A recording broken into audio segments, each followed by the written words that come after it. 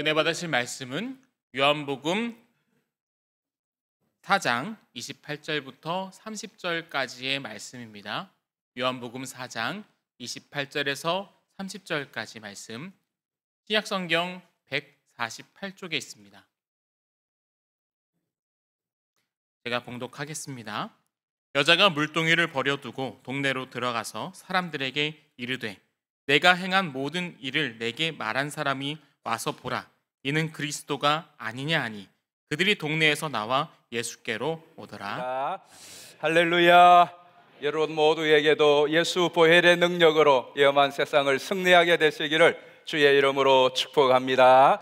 우리 예수님께서는 이 세상의 육체를 가지고 사시는 동안에 집중하셨던 세 가지의 사역이 있습니다. 온 지역을 두루 다니시며 해당에서 가르치셨고, 또 천국 복음을 전파하셨고, 모든 약한 자들을 치료하시는 일을 하셨습니다. 이 세 가지는 예수님의 주 사역이었고, 이것은 이 땅에 있는 교회들과 또 우리 성도들이 해야 될 중요한 주 사역입니다. 가르치고 전파하고 치료하는 것. 예수님께서는 특별히 복음을 전파하는 이 일에 혼힘을 쓰셨고, 그리고 제자들에게도 또 남은 성도들에게도 성천하시면서 너희는 온 천하에 다니며 만민에게 복음을 전파하라고 하셨습니다. 예수님께서도 친히 이 복음 전파를 어느 지역이나 특정인들에게 국한하지 않고 두루 다니시면서 대상을 가리지 않고 이 복음을 전파하셨습니다. 오늘 우리가 읽은 요한복음 4장에는 예수님께서 그들과 적대적인 관계 속에서 500년이 넘도록 갈등을 가져왔던 이 사마리아 지역까지 들어가서 복음을 전파하는 것을 보게 됩니다. 예수님께서 유월절 명절을 지나기 위하여서 갈릴리에서 사역하시다가 명절 때가 되면은 예루살렘으로 내려왔습니다. 예수님뿐만이 아니라 성인 남자들은 다 예루살렘에 모여서 명절을 지키죠. 우리가 주일을 지키는 것처럼 절기 때처럼 다 모이는 것입니다. 그리고 예수님께서 그 절기가 마치면 또 갈릴리 지역에서 주로 사역을 하셨습니다. 그래서 갈릴리로 올라가시는데, 오늘 본문에는 예수님께서 예루살렘에서 갈릴리로 가시는 길을 사마리아로 가야겠다라고 강한 의지를 나타내고 있습니다. 우리 성경을 보시겠습니다. 4장 3절 4절입니다. 유대를 떠나사 다시 갈릴리로 가실새 사마리아를 통과하여야 하겠는지라. 아멘. 자, 유대를 떠나서 갈릴리로 가는데 사마리아를 통과해야 되겠다고 강렬한 의지를 표명을 합니다. 지도를 보시면 빨간 동그라미 제일 아래쪽이 유대 지역이죠. 그리고 예루살렘이 있습니다. 그리고 중간에 파란 지역이 사마리아 지역이고, 제일 위에 빨간 지역은 갈릴리 지역입니다. 예수님께서 이 유대 지역에서 갈릴리 지역으로 가면 중간에 사마리아를 통과하는 것은 당연한 일입니다. 그리고 그것이 직선이고 당연히 사마리아로 지나가야 되는데 왜 내가 사마리아를 통과해야 되겠다고, 그것도 그 문장에 보면 강렬한 의지를 담았어. 나 반드시 사마리아를 지나가겠다고 말하는 것이 이상하지 않습니까? 왜 이 말씀을 하느냐 하면, 유대인들이 원래 저 A는 지금 예수님이 가시고자 하는 길이고요, 저것이 가장 빠른 길입니다. 그런데 유대인들은 B 길로 갈릴리로 다녔습니다. 예수님도 그랬어요. 저기 B에 보면은 여리고가 나오지 않습니까? 예루살렘 옆에 오른쪽으로 여러분이 볼 때도 오른쪽이죠. 여리고가 있는데 우리 성경에 보면 여리고 자주 등장하죠. 여리고를 지나 여리고로 내려가야 되겠다. 왜냐하면 위쪽으로 갈 때는 저 길로 갔거든요. 왜 유대인들이 예루살렘에서 갈릴리 지역 위쪽으로 갈 때에 저 빠르고 좋은 A 길을 놔두고 B 길로, B에서도 이제 안쪽 요단 동편이고 요쪽 B는 요단 또 서편 쪽으로도 길이 또 있습니다. 이 길들을 우회하여서 또 험한 길을 다닙니다. 그것은 사마리아를 지나가지 않기 위해서 그렇습니다. 사마리아를 피해서 사마리아 동네를 피해 가기 위하여서 먼 길을 유대인들은 돌아다녔습니다. 예수님도 평소에는 그렇게 다녔던 것이죠. 사마리아와 유대인들의 갈등이 오랫동안 깊어왔던 것은 우리가 잘 알고 있습니다. 그런데 오늘은 예수님께서 평소에 다니시던 그 루트를 가지 아니하고 오늘은 사마리아를 지나가야 되겠다라고 말합니다. 제자들도 깜짝 놀랐죠. 그래도 뭐 예수님이 가시겠다니까 어떻게 하겠습니까? 그리고 아침에 일찍이 서둘러서 사마리아를 향하여 갑니다. 그리고 낮 12시가 되어서 사마리아에 있는 수가라고 하는 동네, 그 동네에 도착을 하게 되어집니다. 점심때가 되었으니까 배가 고프죠. 또 뜨거운 햇빛 아래 걸어왔으니까 목도 마릅니다. 예수님도 피곤하셨어요. 예수님이 행로에 피곤하여서 우물 곁에 잠시 쉬고, 제자들은 빵을 구하기 위하여서 동네로 내려갑니다. 저 우물이 바로 저런 우물이에요. 지금도 있고 그때에도 있었던 오래된 우물이지 않습니까? 왜 저 사진을 보여주느냐 하면, 우물 곁에서 쉬었다는 것은 저기 보면 딱 앉기 좋잖아요. 그래서 아낙네들이 물길을 오면은 저기 앉아서 이야기도 하고 물도 깃고 그렇게 합니다. 예수님께서 이제 저 우물 곁에 앉은 것이죠. 그런데 그 시간이 낮 12시였습니다. 정오였습니다. 한 여자가 물동이를 이고 오는 것이, 예수님께서 사마리아를 지나가야 되겠다고 하신 가장 큰 이유는 그 길이 빠른 길이고 바쁘기 때문에 오늘은 질러가자 그래서가 아니라, 바로 이 모성에 이런 모를, 이 비밀스러운 한 여자를 만나기 위하여서 일부러 그렇게 했던 것이죠. 그리고 아니나 다를까 낮 12시가 되니까 이 여인이 홀로, 아무도 없는, 아무도 다니지 않는 그곳에 혼자 물동이를 가지고 물을 기르러 오는 것입니다. 이 여자의 입장에서는 우물가에 아무도 없을 줄 알았습니다. 그런데 웬 남자가 앉아 있습니다. 딱 멀리서 보니까 유대인 각입니다. 왜냐하면 유대인들은 옷차림이 벌써 다르거든요. 아하, 저기를 가야 되나 말아야 되나 아마 망설였을 거예요. 그래도 물을 길을 가야지, 물이 없으면 살 수 없으니까 그래도 가는 것이죠.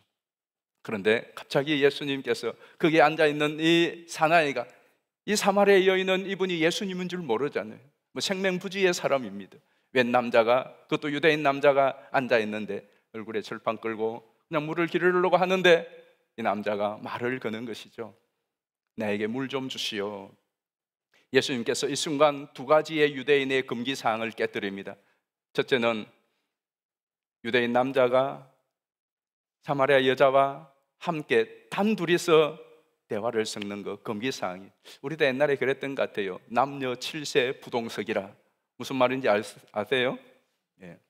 남자 여자가 7살 넘으면 함께 단둘이 앉아 있으면 안 된다는 거죠. 참 옛날에는 왜 그랬는지 모르겠습니다. 요즘은 남녀 7세 자동석이라고 뭐 그렇게 이야기를 하면, 어쨌든 우리도 그런 전통이 있었는데 고대 사회에서 더욱더 그랬습니다. 그러니 예수님이 낯선 곳에, 아무도 없는 그곳에 다른 여자와 단둘이 앉아서 대화를 나누고 있다. 절대로 해서는 안 되는 일을 예수님이 하시고 있는 거죠. 또 하나는 유대인은 사마리아인과 서로 상종해서는 안 됩니다. 이것이 자기들이 계속해서 지켜왔고, 그래서 일부러 먼 길을 돌아다니는 그런 사람들이, 그런 유대인들이 지금 유대인 예수님이 이 사마리아인 여자와 상종을 하고 있습니다. 두 가지의 금기를 사항을 깨뜨려 버린 거죠. 그리고 이 사마리아 여인의 입장에서도 별로 기분이 좋지 않습니다.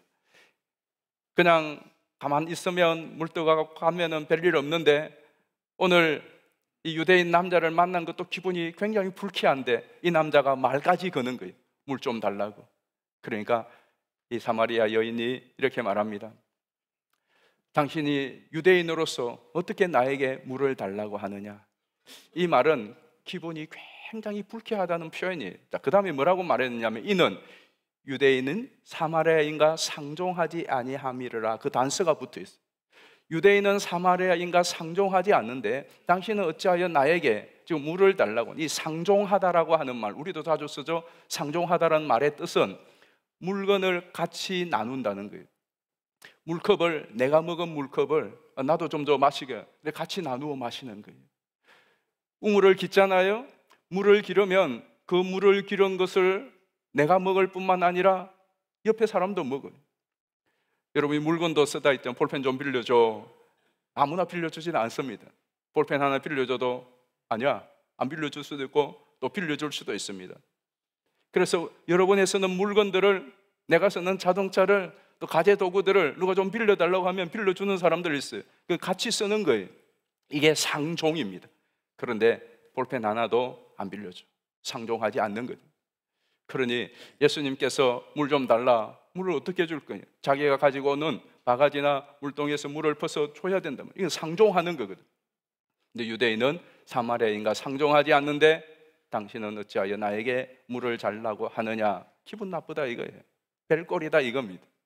그러니까 예수님께서 뭐라고 말하느냐 하면 이 여인에게 성경에 보시면 이렇게 말합니다. 10절 말씀에 보면 내가 만일 하나님의 선물과 또 내게 물 좀 달라 하는 이가 누구인 줄 알았더라면 내가 그에게 구하였을 것이요 그가 생수를 내게 주었을 것이다. 이 대화가 이상한 방향으로 흘러갑니다. 지금 예수님이 목말라서 물 좀 달라고, 예수님도 목이 말랐던 거예요. 물 좀 달라고 해놓고는 왜 내게 물 달라고 하느냐고, 별꼴이네 뭐 이렇게 이야기하니까 예수님께서 내가 너에게 물을 주겠다고 말합니다. 이게 대화가 조금 이상하죠.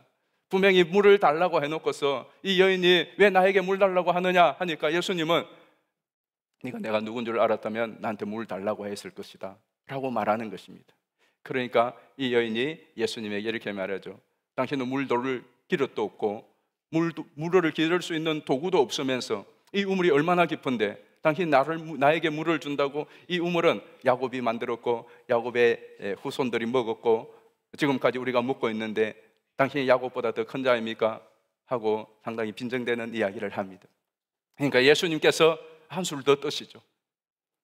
14절에 보면 이렇게 말합니다. 이 물을 마시는 자마다 다시 목마르리니와 내가 주는 물을 마시는 자는 영원히 목마르지 아니하리니 내가 주는 물은 그 속에서 영생하도록 솟아나는 샘물이 되리라. 이야기가 점점 이상하죠. 근데 갑자기 예수님께서 우물물을 달라고 해서 그리고 내가 너에게 줄 물이 있다고 그렇게 말해놓고는 이 여인이 우물 이야기를 하니까 이제 우물 이야기가 빠지고 샘물 이야기가 나와요. 샘물과 우물물은 다릅니다. 우물물은 파놓은 곳에 고여있는 웅덩이의 물이고 샘물은 흐르는 솟아나는 물이에요. 우물과 샘물은 그 단어 자체도 다르고 그 질 자체도 달라요. 아니 예수님께서 갑자기 샘물 이야기를 툭 꺼냅니다. 그러니까 여인도 속이 많이 상했어요. 그리고 예수님에게 이렇게 말합니다. 이 말씀 한번 보실까요? 15절인데 그럼 그 물을 내게 주사 목마르지도 않고 또 여기 물 기르러 오지도 않게 하소서. 이게 마치 여자가 그럼 그 물 주세요 하는 사정하는 것 같지만 아니에요. 빈정되고 비꼬는 말이에요. 왜냐하면 이 물을 달라고 할 때는 이 물의 의미가 무엇인지를 제대로 알아야 달라고 하는 것이지 그 물이 뭔지도 모르는데 달라고 할 수는 없는 거 아닙니까? 그러니까 예수님께서 지금 웃기는 이야기를 하시는 겁니다. 이게 지금 사오정하고 이야기하고 있는 것 같죠. 아니 물 달라고 우물물 달라고 하든지 보니까 행색이 먼 길을 와서 목이 마른 것 같아. 그래 놓고는 여인이 말대꾸 하니까 자기가 뭐 물을 주겠다고 그러더니 나중에는 뚱딴지같이 생수 이야기를 하더니 이제 이 물을 마시는 자는 영원히 목마르지 아니하다. 이러니 이게 무슨 정상적인 대화가 안 되는 거예요. 그래서 이 여인의 입장에서는 참 이거 참 오늘 아침에 오늘 오전에 좀 뵐 일이네. 그리고는 그래 그 물 있다면 정말 좋겠네. 나도 물 들어오는 귀찮은데 뭐 내 좀 줘봐. 뭐 이런 식으로 아주 빈정대고 비꼬는 것입니다. 예수님께서 그때에 이제 대화를 방향을 완전히 바꾸어 버리는 거죠. 자, 우리 성경을 보실까요? 16절이에요. 17절에 보시면 예수님이 16절에 네 남편 데리고 와. 남편. 갑자기 웬 남편 이야기입니까? 갑자기 웬 남편의 이야기를 꺼내는 거예요? 생각해 보십시오. 아니 물 이야기 하다가 대화가 지금 어디로 튀는 거예요? 남의 남편 이야기는 왜 꺼내는 거예요? 여자가 발끈합니다. 여자가 발끈해서 17절 여자가 대답하되 나는 남편이 없습니다. 이건 무슨 이야기일까요? 남편 데리고 와 할 때에 나 남편 없습니다 하는 것은 자기의 지금 상황을 사실 설명하는 의미가 아니죠. 어떤 의미일까요? 이제 너하고 당신하고 이야기하기 싫어. 그러면 여기서 이야기 끝내죠. 그거 이야기를 하는 거예요. 왜 갑자기 남편 이야기를, 왜 남편을 끄집어내느냐. 이제 여기서 그만둡시다. 나 남편 없어요. 그렇잖아요. 여러분이 돈 좀 빌려달라고 할 때에 분명히 지갑에 돈 넣는 거 봤는데 뒤에 와서 집사님 10,000원만 좀 빌려주세요. 돈 없어. 난 없어. 그 이야기는 돈 이야기 하지 말라는 거예요. 예수님께서 발끈하는 이 여자의 이야기를 받아서 말하시죠. 17절 같이 한번 읽어보실까요? 여자가 대답하여 이르되 나는 나는 남편이 없나이다. 예수께서 이르시되 내가 그래, 남편이 없다는 말이 옳도다. 너에게 남편 자, 그리고는 18절 말씀 보겠습니다. 너에게 남편 5이 있었고 지금 있는 자도 내 남편이 아니니 내 말이 참되도다. 예수님께서 나 남편 없어, 그 말은 단지 남편 없다는 사실을 알리는 것이 아니라 이제 당신하고 이야기하기 싫어, 그만 여기서 끝내자, 나 바빠, 물 빨리 떠가지고 가야 돼. 예수님께서 바로 증곡을 찌르는 말씀을 하시죠. 이 여자의 증곡을 찌르는 말씀, 네 말 맞아. 너 남편 과거에 5명 있었지. 그리고 지금 살고 있는 남편도 사실은 너가 앞으로 계속 살아야 될지 말아야 될지 고민하고 있지. 이 말씀을 하시는 것은 무슨 이야기일까요? 이 여인의 정체를 폭로하는 거예요. 여러분이 딱 이 이야기를 들으면 남편 5 있고 지금 6번째 살고 있는 이 여자를 만약에 여러분이 알고 만났다면 당장 드는 평가가 뭡니까? 아니 무슨 그런 여자가 있어. 여러분 가운데 그런 사람 아무도 없죠. 남편 5, 아내 5명 바꾸어서 사는 사람 저도 못 들어봤습니다. 이 시대 가운데 2명, 3명까지는 들어봤는데 5명, 6명은 못 들어봤다고. 만약에 6명, 6번째 남자하고 사는 여자가 있다면 당장 뭐 이런 여자가 다 있어, 뭐 이런 남자가 다 있어, 그게 나오는 거죠. 예수님께서는 이 여인의 정체를 폭로하는 거예요. 이것은 이 여인의 그동안의 아픔과 외로움과 고단함과 인생의 그 너무나 힘든 그 상처들을 마치 우물물에 작대기를 넣어서 휘저어서 밑에 있던 캔, 뭐 병, 나뭇잎, 온갖 찌꺼기들이 막 흙탕물이 확 올라오는 것처럼 예수님께서 이 여인의 심령 속에 있던 누구도 건드려서는 안 되는, 아무도 건드릴 수 없는 그 상처를 휘저어서 다 올려버리는 거죠. 여러분 이 정도 되면은 반응이 어때야 될까요? 아니 뭐 이런 남자가 있어, 뭐 펄펄 뛰고 난리가 났어야 돼요. 그런데 놀라운 것은 이 수가성 여인이 예수님이 자기의 그 과거의 상처와 그 속 깊은 숨겨두고 밝히고 싶지 않았던 것을 다 뒤집어 놓는데 이 여인이 예수님 앞에 자기의 마음을 엽니다. 지금까지는 쌩가면서 빈정거리면서 마치 서로 사오정과 같은 그런 대화를 나눈 이 자리에 예수님께서 갑자기 자기의 남편 이야기와 또 자기의 과거의 모든 아픔을 드러낼 때에 발끈하고 풀풀 뛰는 것이 아니라 마음을 열고 이렇게 말합니다. 내가 보니 선지자 같습니다. 그러면서 예배에 대한 이야기를 하는 거예요.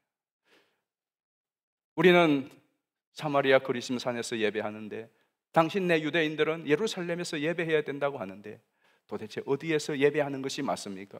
여러분 이것도 대화가 이상하지 않습니까? 조금 전에는 예수님이 이상한 이야기를 했어요. 그런데 이제는 이 사마리아 여인이 이상한 이야기를 합니다. 아니 남편 이야기, 생수 이야기 하다가 갑자기 예배 이야기가 웬 말입니까? 여러분 우리가 이 대화를 보면은 참으로 이상스럽지 않습니까? 이 완전히 오리무중 같지 않습니까? 그런데 예수님께서 그 예배에 대한 이야기를 다 풀어주십니다. 우리가 다 알고 있는 말씀이죠. 이 이야기를 듣고 난 후에 사마리아 여자가 놀라운 고백을 해요. 우리 보실까요? 25절입니다. 여자가 이르되 메시아 곧 그리스도라 하는 이가 오실 줄을 내가 아노니 그가 오시면 모든 것을 우리에게 알려주시리이다. 아멘. 자, 이 자막을 잘 보십시오. 지금 이야기가 막 이게 뭐 중구난방 같습니다. 그런데 이 이야기의 결론이 어디로 가느냐 하면 여자가 이르되 메시아 곧 그리스도라 하는 이가 오실 줄을 내가 아노니 그가 오시면 모든 것을 우리에게 알려주시리이다. 이건 무슨 말이냐 하면 나는 메시아가 필요한 사람입니다. 나는 메시아를 기다리고 있습니다. 예수님이 선지자인 것 같았어요. 그래서 이 여인은 자기가 그동안 가지고 있었던 진짜 먹는 물이 아니라 내 영혼의 가람을 이야기한 것이에요. 내가 지금 이렇게 6명째 남편까지 살 수밖에 없고 유대인과 사마리아가 이렇게 갈등 속에 지나온 이 모든 원인이 뭘까? 그런 생각하지 않아요? 여러분들도 지금 여러분의 가정의 문제, 건강의 문제, 물질의 문제, 또 여러분 생활의 문제가 계속 풀리지 않으면 고민하죠. 도대체 왜 그럴까? 저도 암이 걸렸을 때에 많이 그 고민됐어요. 왜 내가 이 암에 걸려야 하지? 여러 가지 상황이 있지만 내보다 더한 사람들도 많은데 왜 하필 난가? 왜 내가 이 질병에 걸렸을까? 왜 이렇게 내가 병실에 누워있어 수술을 받아야 되지? 왜? 그 질문이 굉장히 많거든. 오늘 이 사마리아 여인도 나는 왜 이렇게 기구한 운명을 살아야 돼? 왜 나는 한 남자하고 같이 못 살아요? 왜 지금 6번째 남자하고 살아야 되는 거예요? 그리고 우리 동네는 왜 이렇게 되었는지, 우리 민족은 왜 이렇게 갈등 속에서 수백 년을 살아와야 되는지 그 고민이 없겠습니까? 그런데 아무도 답을 주지 않는 거예요. 그런데 오늘 자기가 만난 이분 보니까 이 남자 이거 보통 아니네, 이거 뭔가 좀 아는 것 같은데, 그래서 그 영혼의 고민을, 갈등을 물은 거예요. 그리고 예수님 말씀을 들어보니까 뭔가 아는 것 같은데 그래도 속 시원치 않았어요. 그런데 그가 메시아가 오면, 그리스도가 오면 내 모든 이 문제, 우리 민족의 문제에 해답을 주실 줄 나는 믿습니다. 그 말 속에는 나는 지금 그리스도가 필요합니다. 나는 지금 예수가 필요합니다. 나도, 우리 가정도, 우리 교회도, 우리 사회도 그리스도가 필요합니다. 그 고백을 하고 있는 거예요. 그러니 예수님께서 그 이야기를 들으시고 흡족해 하시면서 이렇게 말씀합니다. 우리 큰 소리로 같이 한번 26절 읽겠습니다. 시작. 예수께서 이르시되 내게 말하는 내가 그라 하시니라. 예, 그거는 큰 소리가 아니잖아요. 큰 소리로 시작. 예수께서 이르시되 내게 말하는 내가 그라 하시니라. 아멘. 아멘이십니까? 우리가 생각할 때 일반적으로 이 여자의 입장에서 아멘이 나오겠습니까? 만약에 정상적인 사고 같으면 이 사람 진짜 또라이네. 아침에 만나서 재수없게 물 달라고 하더니, 그리고 생수 이야기하더니, 뭐 샘물을 이야기하더니 이제는 자기가 메시아라고. 이게 정상적인 반응이에요. 정상적인 반응이에요. 그런데 오늘 이 여인의 반응은 다릅니다. 예수님께서 사마리아를 지나가야 되겠다고, 그리고 그 정오 시간에 맞추어서 그 우물가에 앉았어. 이 여인을 기다리는 목적은 바로 메시아를 기다리는 이 사람을 만났어. 당신이 그리스도요 메시아임을 전하기 위해서입니다. 예수님의 이 전도가 결과가 어떻게 되었습니까? 이 여자가 빈정대고 쌩까고 미쳤다고 또라이라고 이상하게 취급하는 것이 아니라 오늘 이 여자가 예수님을 영접합니다. 우리 한번 보실까요? 28절 말씀. 여자가 물동이를 버려두고 동네로 들어가서 사람들에게 이르되, 여자가 물동이를 버려두고 동네로 들어가서 사람들에게, 잘 보세요. 오늘 이 여자에게 문제가 물동이였어요. 동네였고 사람들이었습니다. 물은 필요해요. 물 먹지 않고 살 사람이 없어요. 물이 필요해서 물동이를 가고 있어요. 그 물동이는 자기의 생명과도 같아요. 그런데 문제는 그 물을 아무 때나 막 가서 퍼먹을 수조차 없는 사람이었어요. 왜? 동네 사람들 눈치 때문에 그래요. 동네 사람들 만나고 싶지 않아요. 동네 사람들 마주치고 싶지 않아요. 그래서 사람 피해 다녔던 사람입니다. 동네 사람들 만나지 못하고 어울리지 못하고 동네 사람들 나오지 않는 그 시간에 먹고 살기 위하여서 물길로 가야만 했던 이 여인이었어요. 그런데 물동이를 버렸어요. 지금 목마른 거 잊어버렸어요. 지금 물떠러 왔는데 물 들어온 것 잊어버렸어요. 그리고 자기를 무시하고 자기를 거절하고 또 자기조차도 꼴보기 싫고 만나기 싫었던 동네의 사람들에게 들어가는 거예요. 이것은 무엇을 이야기할까요? 이 여인에게 치유가 일어났다는 것입니다. 회복이 일어났다는 것입니다. 그를 굽고 있고 속박하고 있던 것에서 자유했다는 것입니다. 저는 여러분들에게도 이런 자유와 치유와 회복이 있기를 주의 이름으로 축원합니다. 그랬으면 정말 좋겠어요. 이 말씀을 준비하면서 정말 저에게도 여러분들에게도 우리 교회도 이런 일이 있었으면 좋겠다. 여러분들도 주의 전에 와서 예배하고 기도하다가 이 여인처럼, 어떻게 보면 이 수가성 여인처럼 교회에 왔다가 분노와 원한과 우울과 고립과 얼마나 분노가 많겠습니까? 얼마나 상처가 많겠습니까? 그렇게 왔는데 또 늘 오던 데니까 먹고 살아야 되니까 우물가에 온 것 아닙니까? 교인이니까 주일이 되었으니까 어쩔 수 없이 예배 자리에 왔어. 그런데 그 자리에서 예수님을 만나는 역사가 있기를 축복합니다. 오늘 이 여인이 예수님을 만나서 물동이를 벌어두고 그리고 동네를 향하여서 들어가서 사람을 만나기 위하여 사람들에게로 간 것은 사람들과의 관계에 모든 상처가 치유되었다는 것입니다. 그의 모든 아픔이 치유되었다는 것. 예수님이 끄집어낸 그 모든 들추어내었던 상처로부터 사람으로부터 자유하게 되었다는 겁니다. 저는 여러분 예수님 때문에 여러분들도 치유가 있기를 축복합니다. 여러분들도 묶임에서 자유하게 되기를 축복합니다. 우리 예수님이 이 땅에 오신 이유, 예수님이 그 수가성에 가신 이유가 무엇입니까? 바로 이 자유를 주기 위하여, 회복시켜 주시기 위하여, 치유하여 주시기 위하여. 오직 예수님만이 우리의 치유요, 우리의 회복이요, 우리에게 진정한 자유를 주시는 분인 줄 믿습니다. 그러므로 여러분들도 정말 예수님을 사모하시면 좋겠어요. 이 예배의 자리에 올 때마다 여러분의 삶의 현장에서도 예수님을 사모하시면 좋겠어요. 누가 여러분의 인생의 문제를 다 해결해 줄 수 있습니까? 한번 답해 보십시오. 누가 여러분들의 그 오랜 상처들을 치유해 줄 수가 있습니까? 여러분들의 인생의 영원한 문제를 누가 해결해 줄 수가 있습니까? 예수님이면 우리 모든 인생과 내 개인과 내 가족과 이 땅의 문제의 해결자가 되시고, 진짜로 예수님은 만민의 구주이심을 여러분은 믿습니까? 저는 믿어요. 그래서 여러분들에게 전하는 것입니다. 여러분들에게 그냥 기도하고 선포하는 것이 좀 믿기 때문에 그래요. 오늘도 설교 마치고 여러분에게 선포하고 기도할 거예요. 악한 영들의 눌림에서 자유하고 온갖 질병에서 자유하고 경제적으로 삶의 생활과 얽힌 문제들 예수님이 하시면은 능히 모든 일을 풀어주실 줄 믿습니다. 수가성 여인 한번 보십시다. 이 여인이 물동이를 부르고 동네로 뛰어들어갔어요. 사람들에게 뭐 하려고 들어갔을까요? 전도하려고, 예수님 전하려고, 내가 그리스도를 만났다고. 한번 보실까요?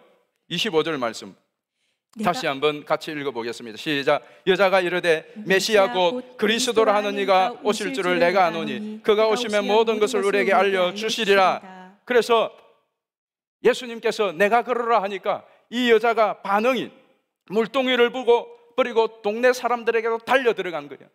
동네 사람들에게로 달려 들어가서 그 다음 뭐 하느냐? 29절 말씀 다 같이 읽습니다. 시작. 내가 행한 모든 일을 내게 말한 사람을 와서 보라. 이는 그리스도가 아니니 와서 보라고 말합니다. 검시 와서 보라고 전하는 거예요. 중요한 것은 여러분, 이 여인이 이렇게 와서 보라고 전도하면 전도가 될까요? 우리가 새생명 축제를 하고 전도를 하는데 어떤 사람이 전도를 잘하고 누가 전도해야 전도가 잘 되겠습니까? 여러분, 새생명 축제 그동안 오랫동안 했는데 교회로 초청해서 데리고 오는데 한 번도 나는 한 사람도 데리고 와본 적이 없어. 그러시는 분들도 앉아 계시죠. 그런데 해도 안 되는 부분이 너무 많잖아요. 어떤 사람이 전도하면 잘할까요? 출세한 사람, 성공한 사람, 부자인 사람, 그리고 사회적으로 덕망이 높은 사람, 그런 사람들이 전도해야 말빨이 먹혀서 전도되지. 오늘 이 사마리아 여인은 어떤 사람입니까? 온 동네가 저 여자 지금 6번째 남자하고 살고 있어. 그런 여자입니다. 사람들 접촉도 못하고 하지 않고 사람들 속에 끼일 수도 없는 동네에서 버림받은 여인입니다.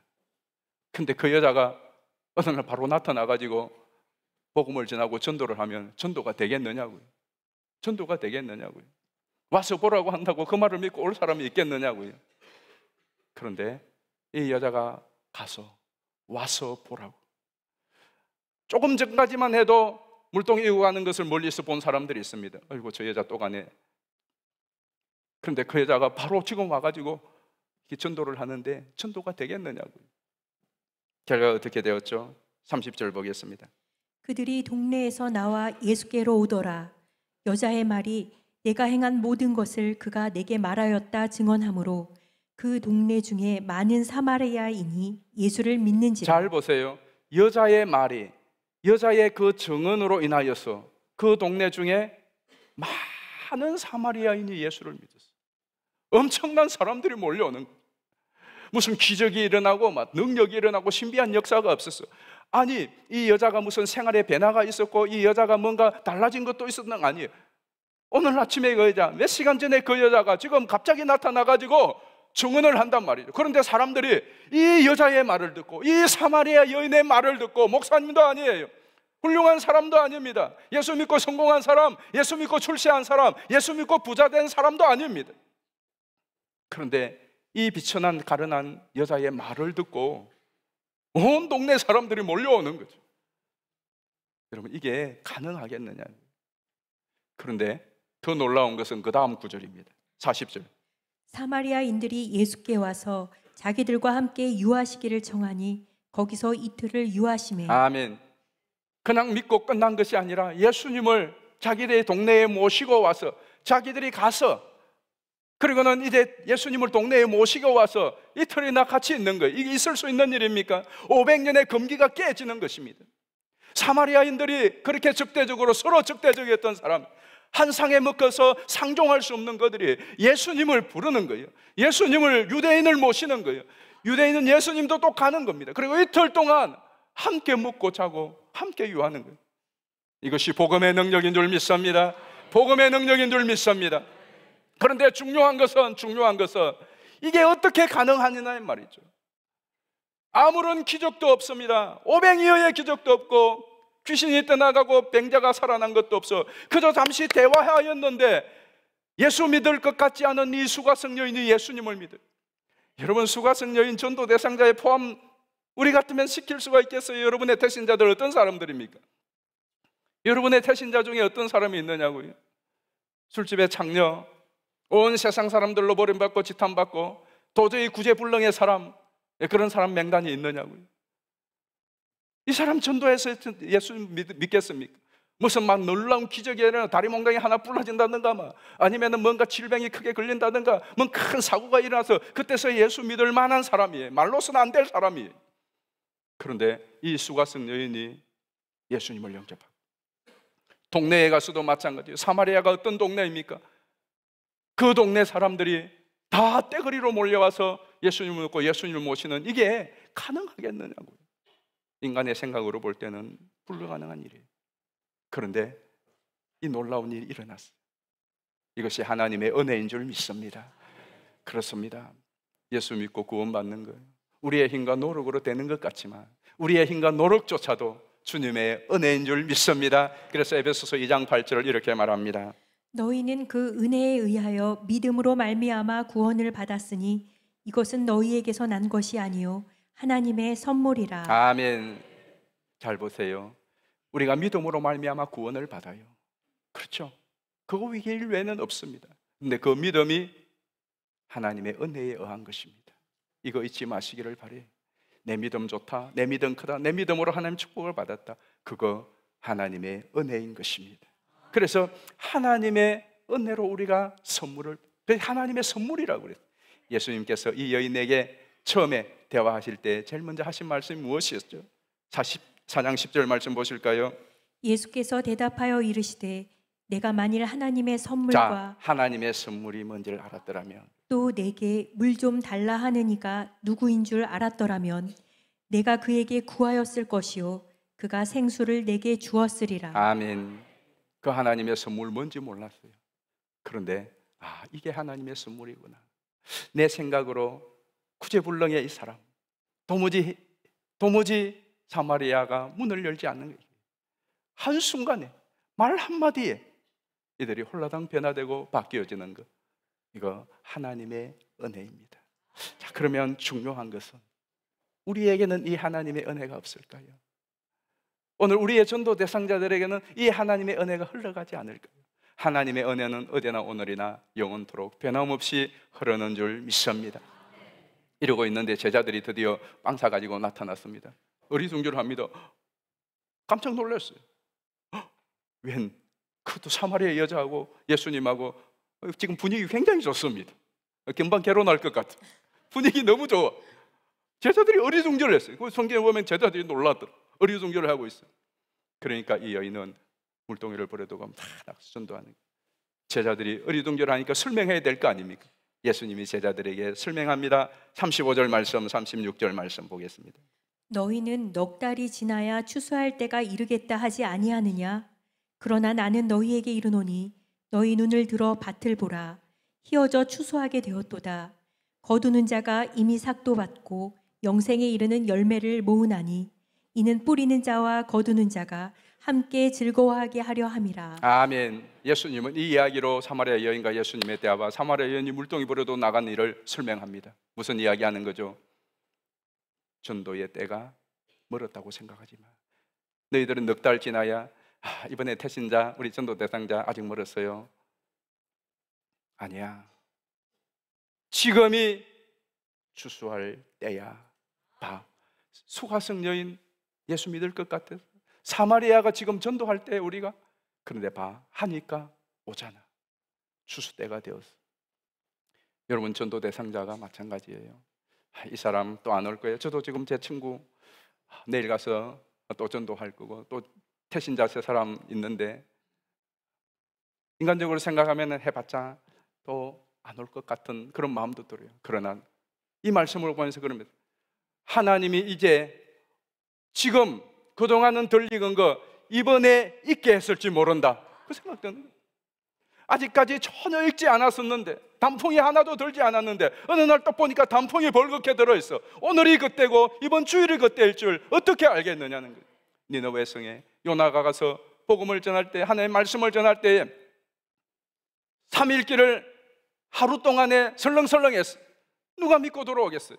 그런데 3일 길을 하루 동안에 설렁설렁 했는데도 온 니느웨 성 사람들이 하나님께로 돌아온 것처럼 오늘 이 수가성 여인이 도무지 예수 믿을 것 같지 않은 이 여인이 예수님의 그 말씀 한마디에 변화가 되고 이 여인이 달려들어가서 동네 사람들에게 예수님을 전할 때에 아무도 그를 반개 맞아주고 그를 거부하고 그가 그동안 낯들고 살 수 없었던 그 사람들이었지만 이 사마리아 여인이 마치 기폭제가 된 것처럼 그들에게 복음을 전할 때 그들 모두가 달려와서 여자의 말을 믿고 예수를 믿는 이 놀라운 상상하지 못할 일이 일어났다면 오늘 우리에게도 그런 일은 일어날 줄 믿습니다. 중요한 것은 여러분의 믿음이에요.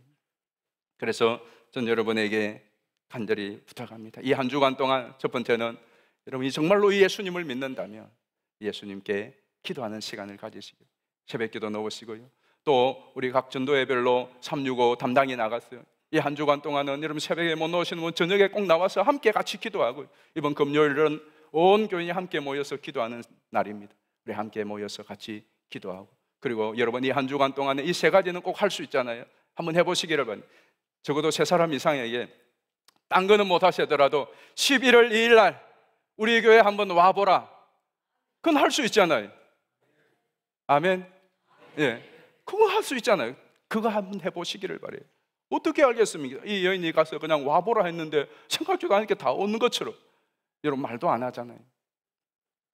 누구에게 세 사람, 여러분 주변에 있는 분들에게든지 여러분 동네에 있는 사람들에게 11월 2일 날 주일날 우리 교회에 와보라 꼭 하시기를 바랍니다. 목사님 진짜 온다고 하면 어떻게 해요? 오면 되잖아요. 차도 없는데요. 박대근 장로님한테 연락하면 될 거예요. 해보시라고요.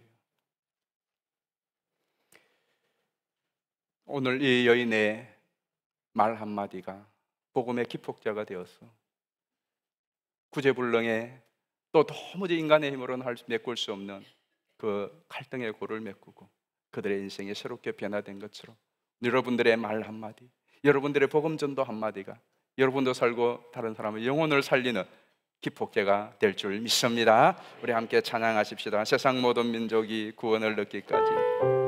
그렇습니다. 우리 주님은 지금도 한 영혼 전도를 위하여 가슴에 불타시고 우리가 주님의 손과 발이 되어서 그 복음 전하기를 간절히 원하십니다. 전할 때에 또 우리 주님 역사하여 주십니다. 세상 모든 민족이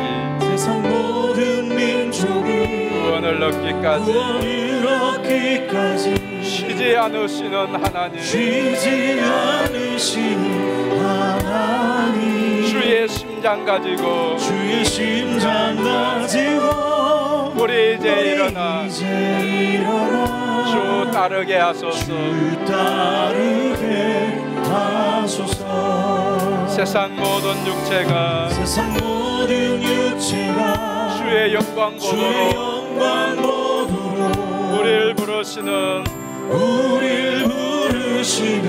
하나님, 주의 손과 발려 세상을 치유하며 주 섬기게 하소서. 아멘. 우리 바다 덮음같이 우리 바다 덮음같이 여호와의 영광을 인정하는 것이 온 세상 가득하리라. 아멘. 우리 바다 덮음같이 우리 바다 덮음같이 우리 바다 덮음같이 보리라 그날에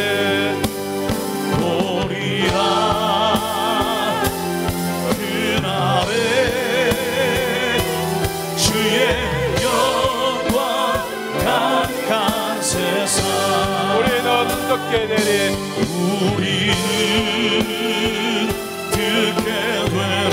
온 세상 가득한 온 세상 가득한 승리의 감사. 아멘. 우리 바다 덮음같이 여호와의 영광을 인정하는 것이 온 세상 가득하리라. 우리 바다 덮음같이 우리 바다 덮음같이 우리 바다 덮음같이 우리 바다 덮음같이. 이 시간 같이 한번 기도할 때에 주님, 이 시간 나도 주님이 필요합니다.